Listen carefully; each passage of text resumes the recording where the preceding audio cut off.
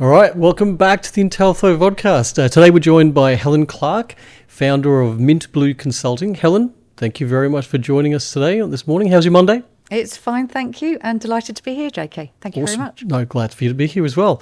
Let's start with your career journey. You've had quite a journey. You started as a financial advisor. You've worked at senior roles in large advice organisations. Been on the supplier side as well. Worked with tech companies like intelliflo. Where do we begin? Please tell us your story. Yeah, so my career is always the unintended journey. That's how I describe it to people. I've been in the industry coming up 40 years. And like many people, I didn't know what I wanted to do. I started taking a break from university, took a year out, and fell into corporate pensions. I had a vague idea I wanted to organise, but the idea of having a career as a project manager wasn't something that was in advisor firms. It was within some firms, but it hadn't actually occurred to me as such.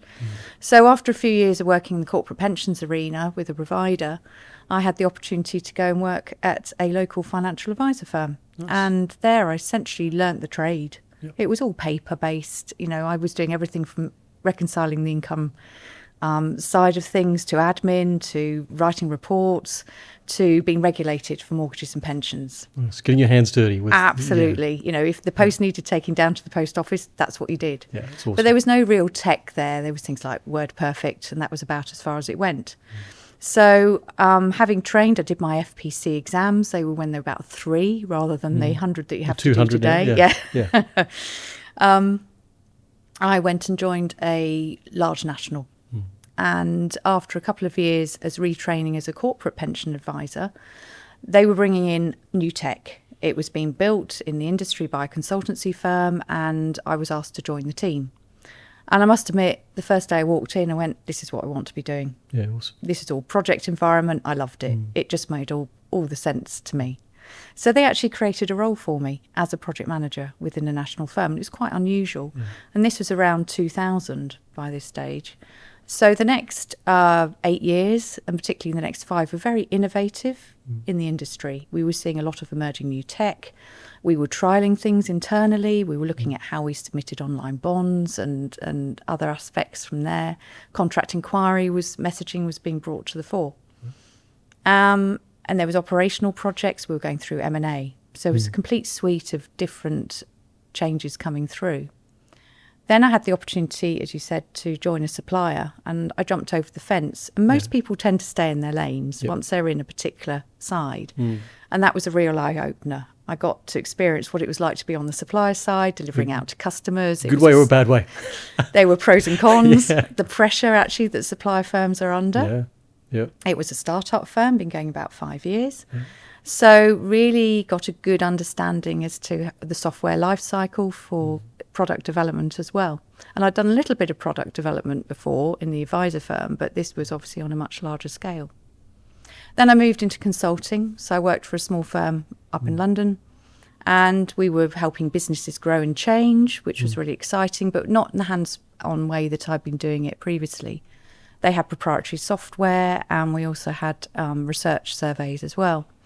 So I decided I wanted to get back to the hands-on, and ended up going back to work for another national firm, one of the top 10 firms, went in as program manager and helped them reshape their wealth management team and what they were doing. So we brought in a new CRM, we introduced a DFM, and actually ended up restructuring the whole of their graduate program, which is still very strong today.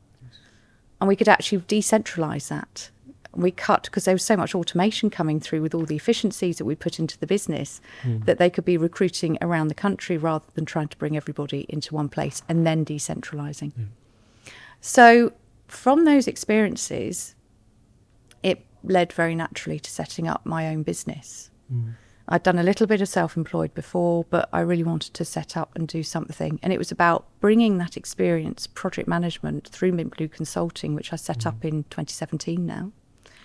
To help firms that don't have that project management experience in-house, or they need help at different times. Does it feel like yesterday when you set that business It does. up? I mean, 8-9 years down the line, you think, wow, what a variety of projects and people I've been able to work with. Absolutely. Have you had a chance to sit back and reflect on this? Maybe this is your occasion. This is the Yeah, no, opportunity. absolutely. And I think it's one of those things, when you're in the thick of things, you can't see the patterns that are emerging through any career. But when you start looking back, you're going, crikey, that was quite an experience at the time, but wasn't that a godsend to help me where I am today? That brings us back to today. So Mint Blue Consulting. So today you're working with financial advisor firms, you're working with consolidators of financial advisor firms, and you're working with tech companies and suppliers, tech companies like us. So thank you. Thank you for doing that. What experiences have you gained from this? And can you talk about how you've shaped this into Mint Blue Consulting, and how does this set you apart from everyone else? That's a really interesting question, JK. I think I've spent 22 years of my career working within advisor firms of different shapes and sizes. And when you've been hands-on, you can bring that experience to the table. You know, through Mint Blue Consulting, I'm going in and I become part of the team. I go in as a project manager to help often relieve people of their day jobs, or they could free them up so they can go back to their day jobs. Yeah. And there's sort of a sigh of relief, and they get the organisation and the structure, because I understand how people within the firms think on the advisor firm side. And that leads through to managing the supplier relationships. Having worked on the supplier side, I know what the challenges are from that side. So, and I'm passionate about bringing account management together between the suppliers and the customers. It's not one-stop shop anymore, where you just put the tech in and then you walk away and you might come back to it a little bit later. Yeah. You want to build that ongoing relationship, and that's so important. And I think the other thing is I've worked on such a range of projects over the years through the different advisor firms, from the supplier side, and through my business as it stands, that it's not perhaps just the traditional projects that we think about in terms of tech implementation. We're talking about propositions, we're talking about those ad hoc projects that perhaps other people don't want to be tackling. Yeah. And it's being able to bring that to the table with that experience. That's a good shout. I'm guessing that, you know, you've seen a vast array of these different projects as well. Nothing really seems to faze you. Like when I've worked with you, you're always calm, very collected, always on point. Would that be a fairly good summarization? Yeah. Summary? There's patterns that come through. Yep. Occasionally, I have been phoned up. There was, I think, one client phoned up and said, Helen, we need your help. Yep. We need to reshape a business over in Europe. And this was during lockdown, which was great. And I said, well, not really something I usually tackle, and said, nobody else will do it. Please, can you come in and help? And we did. Went in, sold part of the business. We reshaped the other. It's still a flourishing business today. Learned a lot about the law over there as well, and did it all remotely. You know, that was just the way we were having to tackle it at the time. Yep. So, yes, it's using the skill set I've got to help come in and say, right, how can we structure this and shape it to get the delivery? Sort things out and get it completed on time and on budget. Yeah. Nice. So, Helen, you've seen this industry from almost every different angle. Can you talk about some of these experiences and how you see this shaping the next stage? Yeah, so probably M&As have been a big influence in what I do and the way I approach things with firms. Yep. I've been through it myself. And I've also managed M&A numerous times as part of teams. And it's a very emotive time for people. I remember when I was working at one national firm, there was a M&A of their own. I was part of the team, but much to my shock, one morning I turned around and realised that 80% of the management team had gone. Wow. Because it was a reverse takeover. I was expecting the opposite. Yeah. And that really taught me that you have to just get on with the job. You have to move fast. And that's something very much I'm doing with my clients. I'm often brought in quite late in the project, or it's already started because there's been some challenges and they need somebody to come in and sort things out. So something's on fire. So you have to learn to work very quickly with new teams. So I learnt that early on. The other part is around innovative projects. I've had the opportunity to work on lots of great innovative projects over the last 25 plus years. But they all carry an element of risk. So I've seen suppliers have to drop out of the market very quickly. So that also taught me that you need to have very clear plans and processes in place. Yep. So as an advisor firm, if you need to actually pivot, you can do. You can do it. And do it effectively. Otherwise, these things can just suddenly disappear. Yep. One of the big influences that's come through, particularly in the last few years for me, has been around AI. we're all looking at ways in which we could become more efficient. And having meeting notes, the transcripts that can now be generated. And there's such a goldmine of information because you can be producing meeting notes, actions, requirements, even the baseline for projects as well, and presentations. Yeah, those are fantastic. It feels like the tip of the start of the process, yes. with much more to come. But I've spent so many years taking meeting notes and having to do it handwritten. Yeah. Actually getting those automated is freeing up my time to be of more value, even more value to my clients, and that collaboration and facilitation. No, it's epic. That's a massive change for us everywhere. Yeah. And so outside of your professional practice, Mid-Blue Consulting, you do a wide variety of things in the industry as well, giving back. Things like mentoring, things like soft skills, training as well, board advisory. Firstly, I don't know how you have the time to do all this, but you're always doing it with a smile on your face, which is awesome. But please share your stories. What made you go into that and give back? I think it was wanting to help people. I know at the start of my career, I didn't know what I wanted to do. I didn't get the guidance. It was just assumed I'd be taking a certain path.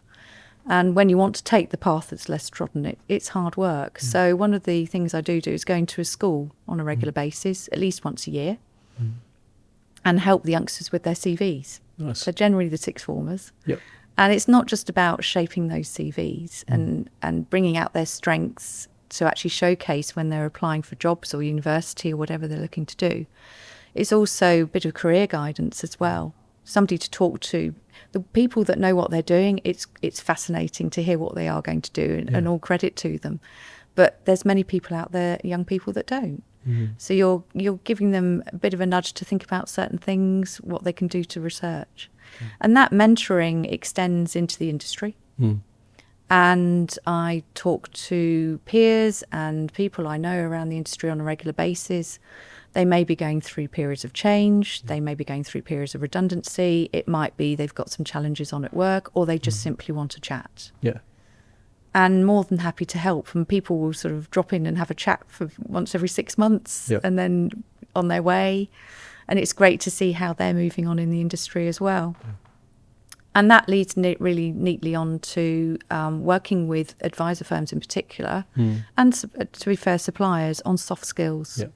Very passionate about soft skills. It's not something we're taught in school. We're not taught how to run meetings, more so on the presentation side, but just the ability to work with people. I had 2 firms reach out to me last year, did a couple of half-day workshops with them around how to network. Awesome. You are very good at that, to be fair. So yes, it's something I do like doing. Yes. But people get very bogged down with the day job. They want to know what they can do to actually get to know the wider area. Both offices or businesses, as it happened, had moved office recently. So they were trying to get themselves established into their local areas. So it was more around facilitating the conversation within those businesses, and it's great to see how they've expanded as well. Oh, absolutely. It's so important because, you can be so fixated on your own business and your own world and trying to develop everything yourself. You don't know or find a way to step out and ask other people, and network is excellent for that, right? Yeah, and it's looking at things from a different angle. Yeah. I have to do it myself. You end up you're working really hard on a project. Yeah. It's talking to other people and getting other ideas, bringing that together. Yeah. And that's led on to doing some board advisory for startups, supplier firms. I work with one quite regularly anyway, who's no longer a startup, but the others have been new to the industry. So I'm bringing my expertise to help them as a business to grow, but they're teaching me so much as well. Yeah. Anybody who's starting up a company, full credit to them. Yeah. It's not an easy path to tread. Yeah, absolutely. Lots of time. Takes a lot of energy and time to make it all work. Absolutely. And I'm sure they're grateful for your advice as well. So that's awesome. Yeah. And outside of your professional world, out of your consultancy business and the giving back to the industry, we have to talk a bit about your hobbies, because you do have some very broad array of hobbies as well, which are important for us to just dig into, please. Please start. It's an eclectic mix of hobbies. One of them is clay pigeon shooting. Yeah. Been doing that since I was about 18. Do you have a shotgun with you now? No, not No, today. okay, No. But it's a bit like golf. You've got the same mental approach to doing that. The advantage is you're out in the fresh air. Yeah. It's great to see the targets. I mean, it is like golf. You have your good days and your bad days. Yeah. But it's a different change of pace. Yeah. Golf with shotguns. Yeah, absolutely. Don't get them confused though. Then Sarok dancing, which is a bit like modern jive. If you watch Strictly Come Dancing or know anybody need to that brush does. up on that. Yes. So the gym has sort of gone by the by in recent years, but Sarok dancing is something I've done for a long time. Yes. And that's very social. It's a different kind of skill, and I seem to just laugh my way around the class and cause havoc every now and again, which is good fun. But my main hobby is actually music. So I was a county music scholar in my youth. Did actually think about a career in music at one point. Decided to keep it as a hobby. Yeah.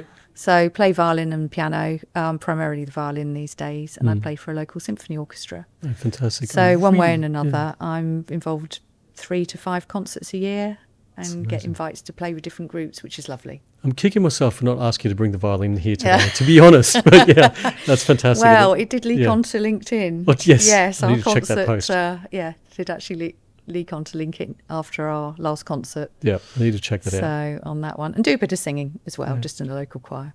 Awesome. So let's transition back to your Mint Blue consulting practice, the thing that keeps you busy, even busier. You have a few case studies on your website, case studies that talk about things such as transformation, tech enablement, and a few advice change projects as well. Do you mind talking about that and provide some examples around, what you see firms are struggling with nowadays? Yeah, and there's a lot going on. The advisor firms are so busy, particularly the larger ones, with trying to work through everything. As projects come in, they've got to decide how they're going to run the project. Sometimes projects get bad press. People think they've got to be massive events that are going to take months and months and months. Yeah. In actual fact, you need to shape the project to the actual implementation you're running. And one of the key things around that is making sure you've got the right project team in place. It's so important. You need that sponsorship at the top. You need to make sure that you've got people that, just because they're specialists in their area, can they actually run a project, which is obviously where I get asked to come in, where people are in that situation. And have the time to run it as well. And have the time, because everything's on top of the day job. Yes. So this is the biggest challenge. Yep. The other key challenge that they've got around people is, once you put the project in, it's how do you roll that out to the rest of the business? And the people in the project team can get very caught up with what they're doing and think everybody else knows what's happening. Yeah. But people are getting on with their day jobs. Yep. So you're trying to bring through and communicate that, and it's quite frankly a reiterative process. Yep. This is internal stakeholder management, right? Internal stakeholder management. It's like coming into London for the first time.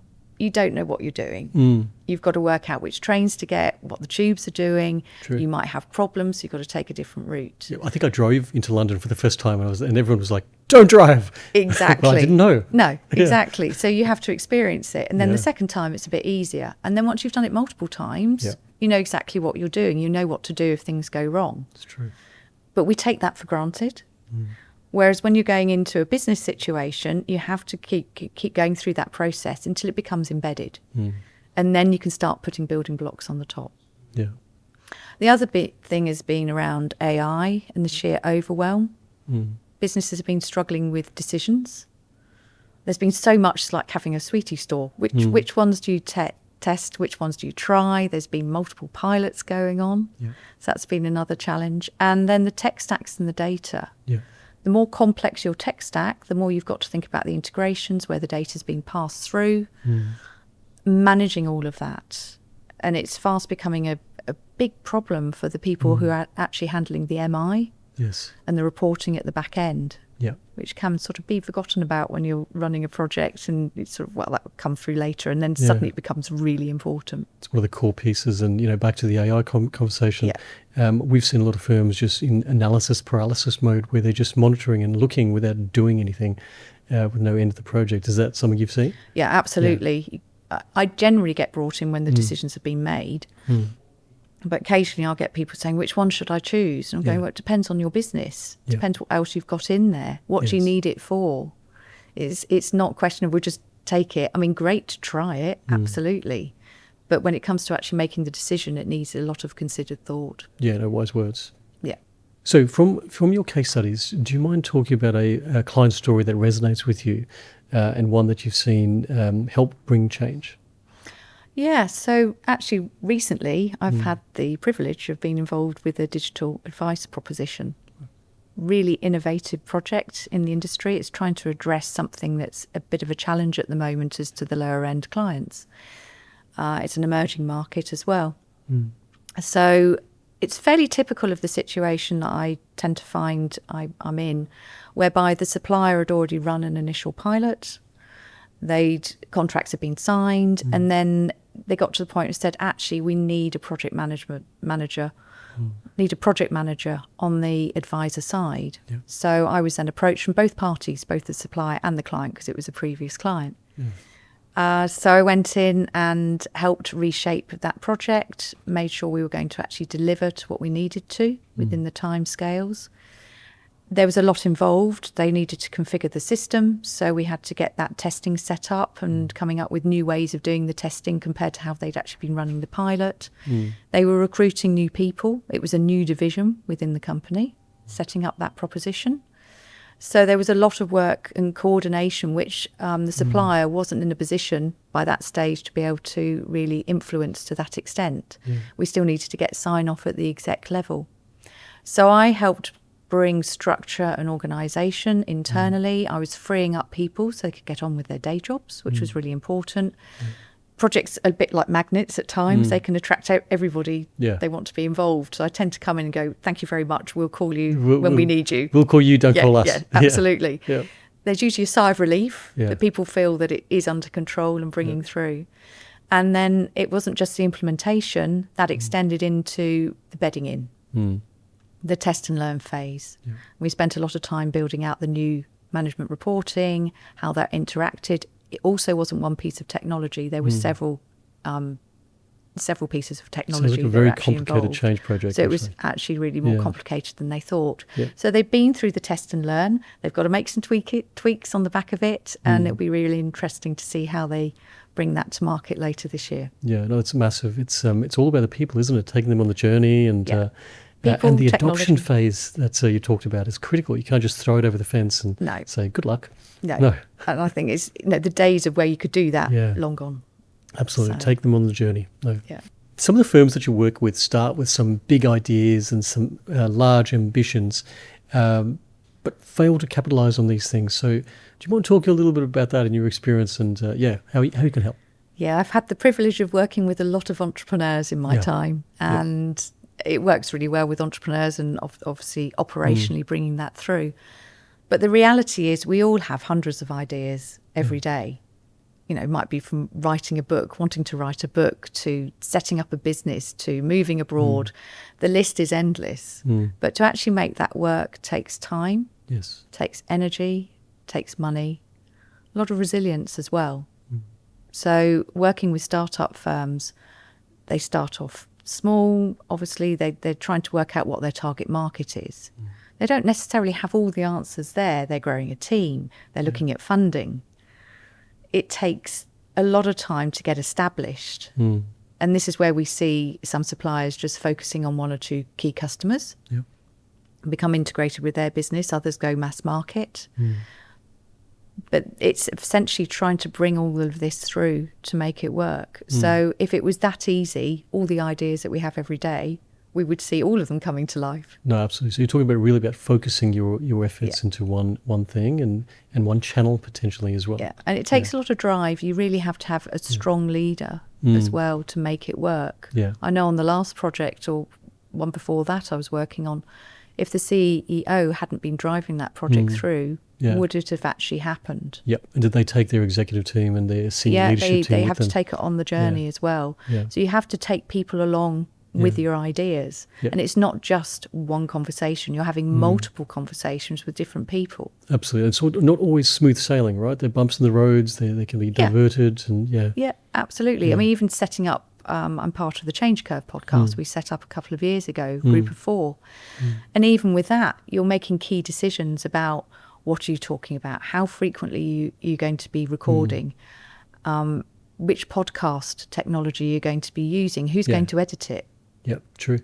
Yep. Where are you outsourcing, where are you doing it yourselves, how are you actually conducting this? It's like going on holiday. Yeah. You can't go anywhere until you've decided where you're going, how you're getting there, who you're going with, when are you doing it. It's those typical questions that you have to answer before you can even get as far as booking. No, absolutely. But stalls. once you're there, it's amazing. Absolutely. Hey, you mentioned a book. That you actually writing a book as well? I've half written a book. Okay, I've got a couple of ideas, but it's like Fantastic. all these ideas, it's finding the time and actually making that work. So watch this space. Is it shotgun themed?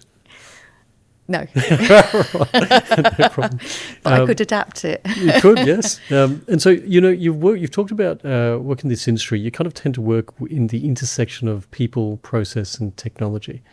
Have you seen examples of where these stars align and it works really well? Yeah, there are firms out there, one in particular I can think of, where they really have got it sussed. If you think of a triangle, you've got people, processes and technology. Yep. If you don't have the technology side, you can work with people and processes, but you won't get any efficiencies. That's why we have technology. Yeah. If you have process and technology and no people, those processes will work for a while, but they will gradually break down. Yeah. And likewise, if you have people and technology and no processes, that will just end up in chaos. Yeah. So one firm that I know of, they haven't got a huge client base. It's a very high net worth firm. Happened to be an intelliflo user.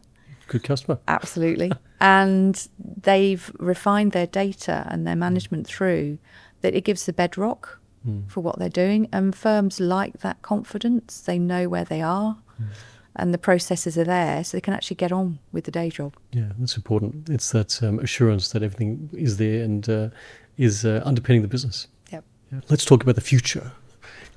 Technology is changing, regulatory pressures are increasing, clients are demanding more. Where do you see things going in the next few years? Oh, there's so many places it's heading.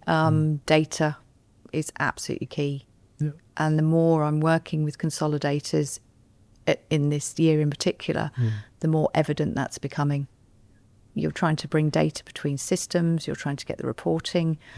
Simple things like for setting up a new proposition, what's your client segmentation? Yep. If you haven't got that data sorted out, then it's not going to happen. AI, obviously, we're through the foothills of the first AI. Everybody got quite nervous about it, really. Yeah. But now the meeting notes in various forms are getting themselves established and people are still chopping and changing a little bit around, but the confidence has grown. Yes. So people are starting to experiment with what they can do.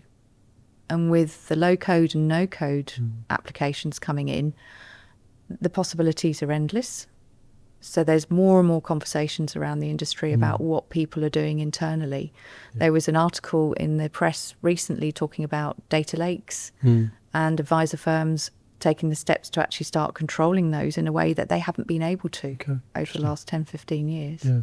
It's very cool tech and it's getting more and more accessible, isn't it? To, like you said, to the non-developers. Yeah, absolutely. But on the flip side of that, another sort of emerging part is around the risk assessment side. So firms are having to look at what's coming through the door, how that's been handled. IT and compliance are really acting as that stop to say, hold on a minute, we can't take that tech on. Yeah. Yeah, important in a regulated environment. And I've seen that happening in the last 3 or 4 years, but the importance is increasing. Yeah. So you've got the flip side of what's coming through. So we're going to see more people moving into that space. And cybersecurity is going to become even more important around that, particularly in the current economic climate and everything else going on. Yeah, it's critical. That's it has to underpin every single advice business and supplier. Yeah. You mentioned consolidators. So consolidators in our sector are expanding very quickly. Consolidators are buying each other in some cases and becoming large organisations. How are you seeing this influence financial advisor firms and client expectations? So you're absolutely right. I was reading some stats recently that said that the consolidator market's increased from 40 to 49 just in the last 2 years. Okay. But the number of advisor firms has actually dropped. It's decreased, yeah. Yeah. So you've got over 20% of advisors are now working within consolidator businesses. And that's providing two challenges. So the ones who are really slick at the M&A are integrating the firms they're buying much more quickly. Yep. There was an element of perhaps they would set a bit like concrete within the existing or the new firm, and trying to get them changed was really hard work. Yeah. So clients are also seeing that their advisors are retiring. So the consolidators are not just buying firms with the advisors and clients, they're also buying firms without the advisors. Wow. So those clients will see a rapid change. For any firm that's changed, it might end up with a new advisor. That's quite common now, plus all the new suitability letters that are getting, all the new access to portals, or it might be a different investment proposition. Yep. Yeah. So clients are having to make quite a lot of decisions when that happens, and whether they're happy to do that. And most will stay, some will obviously decide to do something else. And then these firms, consolidators in particular, are looking, as I said earlier, about the digital advice propositions. Yeah. Do they want to then sell on their lower end clients, or do they want to service them themselves? Where do you see them going? Are they servicing or trying to keep them? There's quite a drive to try and keep them, and what does the digital advice propositions, what do they look like? Yes. And that's quite an interesting tech emerging market at the moment. Oh, absolutely. Some of the regulatory changes that the government is talking about as well should encourage that as well. Absolutely, yeah, coming through. So, if you were out in Belgium and you had an advisor, if you wanted to sell your business, you'd have to make sure that that client was going to be serviced going forward. Okay. We don't have that kind of regulation in the UK. Yep. But they've had it for some time. Sounds like something we should have. Potentially, we should have that. How easy that is to get that to work. But yeah, absolutely. If we want to encourage more people into the industry, as clients, we need to be servicing the lower end, make it very easy for those in accumulation. Plus, we need to make sure they're looked after. Yep, it's important in the transition. Let's talk about compliance. We've got regulatory pressures increasing rapidly, changing, potentially new organisations coming into our space as well. Client expectations increasing massively as well. Where is this going? What's next? Yeah, so I think the consolidators and the large advisor firms, they've obviously got their own internal compliance teams. So they are having to undertake an awful lot. They're under a lot of pressure. They're constantly busy. Yeah. So they're looking at types of technology out there that can help them. Yep. And there's different ones on that. The smaller firms are reliant on the outsourced help that they can get. Yeah. And ultimately, it's how they manage all of that risk management piece. AI is definitely helping the meeting transcripts, particularly for the advisors and what they're doing on the calls and bringing that in for the training. The number of complaints is reducing, I would think, because they can actually all being handled much more quickly, because they can actually get in there and see what's going on. And there's obviously the turnaround time with GDPR that they have to get back very quickly anyway. They're always doing a first pass, aren't they? They're helping compliance first, and they're reducing that initial admin time. Yeah. But what we think we've said and what's actually been said, by the time we've moved on to something else, can be very, very different. Yeah, agreed. But it's not just what clients are being told in terms of the transcripts, it's the way that they're conveying information. It's the way that they're actually extracting information from the fact find, that conversational piece. Yeah. And it's such very invaluable for the training. Yeah. So all of that is providing a bedrock. But for any firm that is growing, they will need to outsource their compliance these days to make it work, or make sure they've got a very strong team internally to help manage that. Even bolster their existing team. And there's some very strong outsourced compliance organisations in our sector. Yeah. So this is something that will continue to grow. And I think for those firms who are joining today, obviously they're starting at a particular point. But for firms that have been around 20, 30 years, they must be sitting there head in hands going, how much more regulation is coming through? And some of it is almost coming back to what we talked about years ago. Consumer duty is built on knowing your client. It's all evolving in the same way. It's become a much more professional organisation in that respect, which is great. I guess it'll never end though, will it? So regulatory change will always happen. Clients will always demand something new. So having that kind of construct in place where you can outsource where appropriate is key. Yeah, absolutely. Yeah. And it's that risk management part is going to be, it's another layer in for the compliance side, that tech that needs to be assessed. Great examples, reading about DeepSeek over the weekend. And we know the flurry of activity, and everybody jumped on the bandwagon last year. Yes. And now they've turned around and go, actually, we think that's a Trojan horse. Oh, wow. And you're going, well, yeah, that was pretty obvious that was probably going to be the case. Yeah. But that was a good example where individuals were not taking the time to say, okay, where's this sourced? Where is it coming from? What does that mean longer term? And so for every piece of tech that comes in, we used to be in a position where it was all UK based, very good and easy. And now we're looking at a lot of these apps and things that are coming through might be supporting the larger tech, but they're not necessarily UK based. I'm not saying that's wrong. You've just got to be more aware of how that's handled. You have to do your due diligence. Due diligence, DD indeed. is the key. And DPIAs and impact assessments. Yep. So it's got much stricter, and there's a growing industry all around that at the moment. Oh, wow. For keeping everyone busy. Yeah. So let's close with a thought. Okay, so if you had to give a key piece of advice to the businesses you've worked with to help them prepare for the future, one thing, what would you say? Has to be data. Data is gold. If you can crack the data, the quality, that will solve majority of the issues that are going on. And then it doesn't matter what tech you're using. Yeah, totally agree. But is it data or data? Absolutely data. Right, okay, no problem. Depends which country you're in. Fair call. Well, Helen, thank you very much for joining us on the intelliflo vodcast. It's been a pleasure. For those that'd like to know more about Helen and her business Mint Blue Consulting, we share the links in this video. But thank you again for joining in. And Helen, thanks for being a guest today. Absolutely delighted. Thank you very much. No worries.